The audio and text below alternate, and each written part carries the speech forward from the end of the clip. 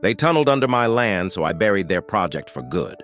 My property is a narrow lot on Palmerston Avenue in downtown Toronto, a brick semi-detached built in 1912. The house sits on a 20 by 110-foot parcel with a concrete foundation extending 8 feet below grade. I'd spent years stabilizing it. New footing drains, sealed walls, and reinforced joists. The basement held my father's old drafting table and boxes of his architectural plans. Everything about the structure was measured and documented long before my neighbor arrived.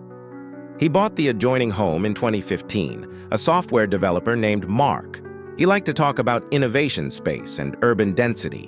His first words to me were, "You won't even know what I'm building." I thought he meant a renovation.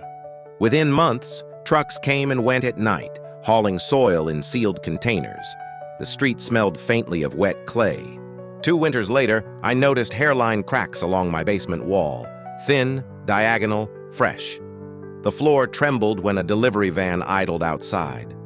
I called a structural engineer, and he tapped the wall with a flashlight handle. "Something's moving underneath," he said. A week later, city inspectors arrived at my request. When they drilled a probe hole through the foundation edge, the bit dropped 3 meters into open air. Mark stood in his driveway when I confronted him. "It's harmless," he said. "Private infrastructure, perfectly safe. It doesn't even touch your place." His tone was practiced, managerial. I didn't argue. I photographed every crack, every truck, and filed a complaint under the Ontario Building Code, Section 8(1). The city engineer's statement was brief. Unauthorized subsurface structure extending beyond property line constitutes trespass and structural hazard. That single line changed everything. Mark's lawyer sent a letter calling it a misunderstanding of subterranean rights. My counsel replied with the survey data showing his dig crossed 2.4 meters beneath my lot. By spring 2016, the court issued an injunction.